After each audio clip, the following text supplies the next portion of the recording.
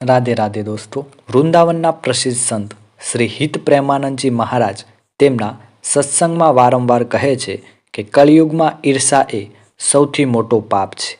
તમારી પ્રગતિ, ખુશી કે સફળતા જોઈને જ્યારે કોઈને ઈર્ષા થાય છે તો તે તેની પોતાની નબળાઈ છે, પરંતુ તેનાથી તમને માનસિક પરેશાની પણ થઈ શકે છે। જે ઈર્ષા કરે છે તેના કર્મ તેને પોતે ભોગવવા પડે છે।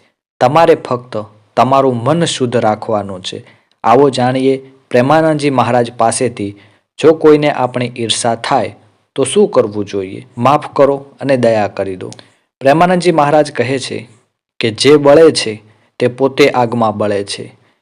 તમે તેના પર પાણી રેડો એટલે કે દયા કરો। ઈર્ષા કરનારી સામે ગુસ્સો ન કરો કે બદલો ન લો। મહારાજજી હસતા હસતા કહે છે કે બળવાથી તમારું સુખ ઘટતું નથી, બલકે તમારી ભક્તિ વધે છે। તેને તમારા હૃદયમાં માફ કરો અને પ્રાર્થના કરો કે ભગવાન તેને પણ ડહાપણ આપે। આનાથી તમારું મન શાંત રહેશે અને તમારા પર બળતરાની અસર નહીં થાય। દયાળુ બનવાથી તમારો ગુણ વધે છે અને ઈર્ષાળુ વ્યક્તિ પોતે જ શરમાઈ જાય છે। રાધાના નામનો જાપ વધારે કરો। મહારાજજી માટે સૌથી મોટો ઉપાય રાધાના નામનો જાપ છે। જો તમને ઈર્ષા થતી હોય તો રાધાના નામનો જાપ કરો। રાધા નામ એ કળિયુગની તમામ નકારાત્મકતાને બાળી નાખે છે। તમારી જાતને ઈર્ષા કરનારી ખરાબ નજરથી બચવા માટે દરરોજ 108 વાર અથવા તમારાથી બને એટલો રાધે રાધેનો જાપ કરો।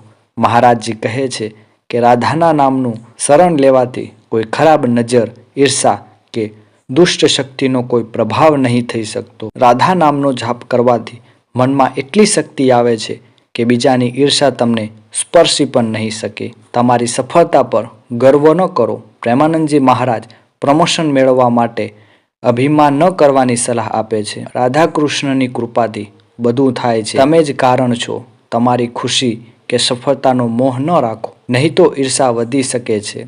નમ્ર બનો, દરેકનો આદર કરો અને જરૂરિયાતમંદોને મદદ કરો। દાન કરો અને સફળતાનો શ્રેય ભગવાનને આપો। આના કારણે જે લોકો ઈર્ષા કરે છે તેઓ પોતે શાંત થઈ જાય છે અને તમારા પર ભગવાનની કૃપા વધુ બને છે। તમારી જાતને એવી વ્યક્તિથી દૂર રાખો જે તમને ચીડવે છે। મહારાજજી કહે છે કે ઈર્ષા કરે છે તેનાથી દૂર રહો, પણ નફરત ન કરો। જો કોઈ વ્યક્તિ વારંવાર ઈર્ષા બતાવે છે તો તેનાથી અંતર રાખો, પરંતુ તમારા મનમાં કોઈ દ્વેષ રાખશો નહીં। વાતચીત ઓછી કરો પણ ઈચ્છા રાખો। નફરત કરવાથી તમે પણ તેના સ્તર પર આવી જશો। સત્સંગ સાંભળો, સારી સંગત રાખો અને વ્યક્તિમાં એકાગ્ર રહો। જે ઈર્ષા કરે છે તે તેના પોતાના કાર્યોથી પીડાશે। તમારે ફક્ત તમારો રસ્તો જોવો પડશે।